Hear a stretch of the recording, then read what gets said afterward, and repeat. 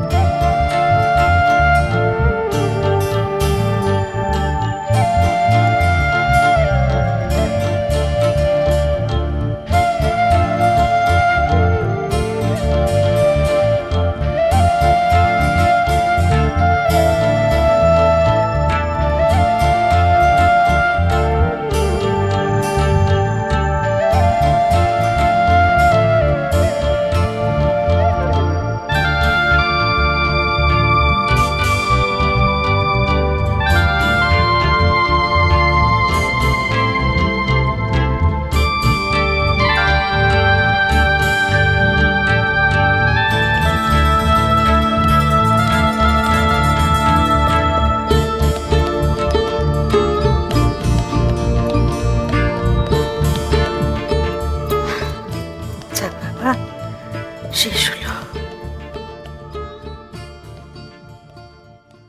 সন্ধ্যা হয়ে গেছে, 7টা বেজে গেল নাকি? সব গেল কোথায়? হ্যাঁ, কারো কোনো হুঁশ নেই, কোনো কাণ্ড জ্ঞানী, সব চলে গেছে যেদের মতো করে। কে দিয়ে আসবে নিশীথের দোকানে? সুন্দরীকে ডাকি। সুন্দরী, ও সুন্দরী! ও মা গো মা, কাকে রেখে গলা ফাটাচ্ছি, সে তো বেরুলো। মশাইকে বলি নিশীথের দোকানে দিয়ে আসুক। শুনছো? ওগো শুনছো? নিশীথের দোকানে সারা নেই, শব্দ নেই, নিখাত পাঞ্চিপুতে বেরিয়েছে। বর্বমা, বর্বমা, বর্বমা!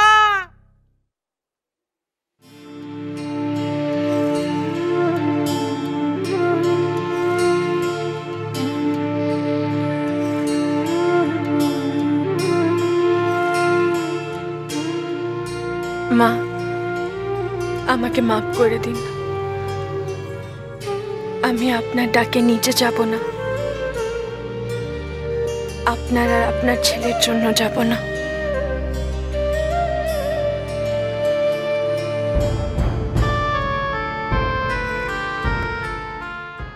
বর্বমা,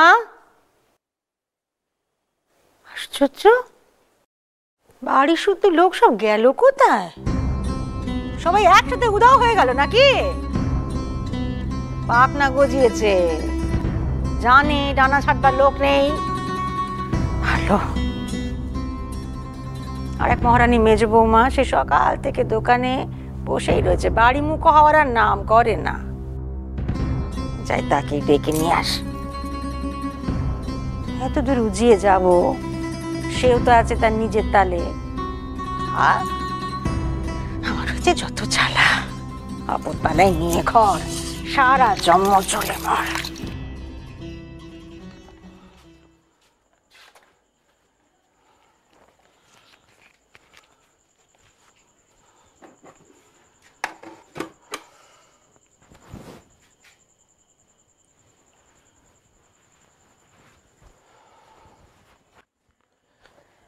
হ্যাঁ ছোটু, ওরা বোধহয় এতক্ষণে অন্য কোনো জায়গা থেকে মিষ্টির ব্যবস্থা করে ফেলেছে। বল,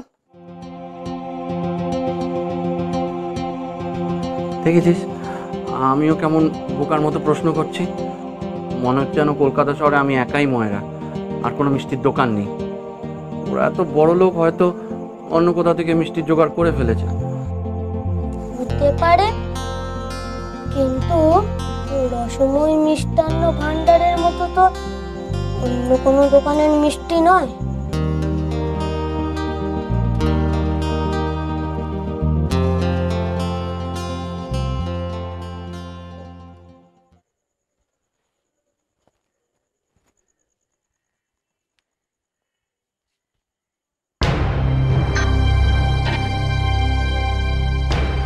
সর্বনাশ, ওদের বাড়ি থেকে তো মিষ্টি নিতে এসে গেল।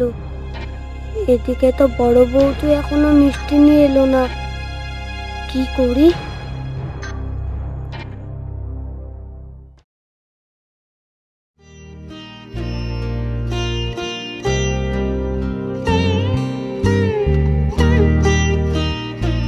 মা, আমি জানি আমি অন্যায় করেছি, কিন্তু এটা ছাড়া আর কোনো উপায় নেই আমার। নিশীথ বাবু, হ্যাঁ, আমার অর্ডারটা রেডি? দেববাবু, আপনি? আপনার কাছে আমার দোকান থেকে কোনো ফোন যায়নি? ফোন? হ্যাঁ। কেন, কি ব্যাপারে? আমারই ভুল, আমি সব গন্ডগোল করে ফেলেছি।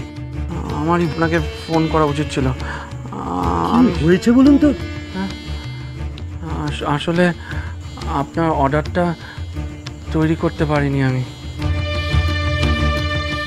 মানে ঠিক বুঝলাম না। আপনার কি আরেকটু সময় লাগবে? তাহলে আমি না হয় ঘন্টাখানেক ঘুরে আসছি, আপনি রেডি করে রাখুন। না, আসলে আজ আমি আপনার অর্ডারটা দিতেই পারবো না। আমার কিচ্ছু তৈরি নেই। সে কি বলছেন? আপনি জানেন আপনাদের দোকানের সাথে আমাদের সম্পর্ক কতদিনের?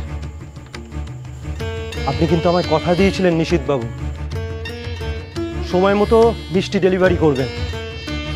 আমায় মাফ করে দিন, আমায় ক্ষমা করে দিন।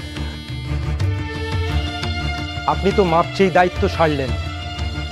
আমার অবস্থাটা বুঝতে পারছেন? বাড়িতে একটা শুভ অনুষ্ঠান, নিশীথ বাবু, আমি বাড়িতে ভিয়েন বসিয়েছি, কিন্তু দরবেশটা আপনার কাছে নেব বলে আপনি কথা দিয়ে কথা রাখলেন না নিশীথ বাবু। ছি ছি ছি ছি ছি ছি, আপনি একজন ব্যবসাদার, আপনার এইটুকু কথার দাম নেই? আছে। নিশীথ ময়রার কথার দাম আছে। কথা দিয়ে সময় মতো মিষ্টি দেয়নি, আজ অব্দি হয়নি নিশীথ ময়রার, ভবিষ্যতে কোনোদিনও হবেও না।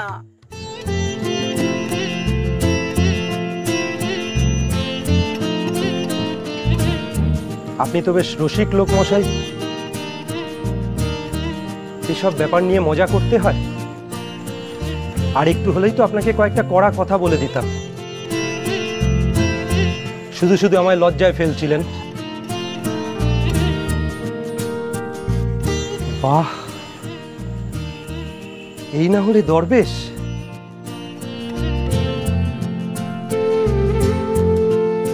যেমন দেখতে তেমন গন্ধ, একেবারে আমাদের মতোই খানদানি আপনারা।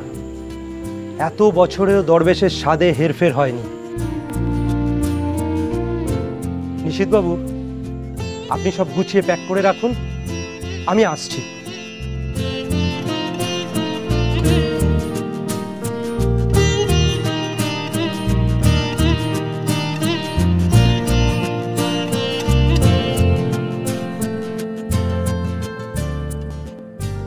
তুমি মাকে একটা সুযোগ দাও। ঠিক 15 দিন তোর বউ প্রমাণ করুক সেই বাড়ির বউ হওয়ার যোগ্য, তবে সে থেকে যাবে বাড়িতে। আর যদি ফেল করে, নিজের হাত ধরে চৌকাঠের বাইরে বার করে দিয়ে আসবি।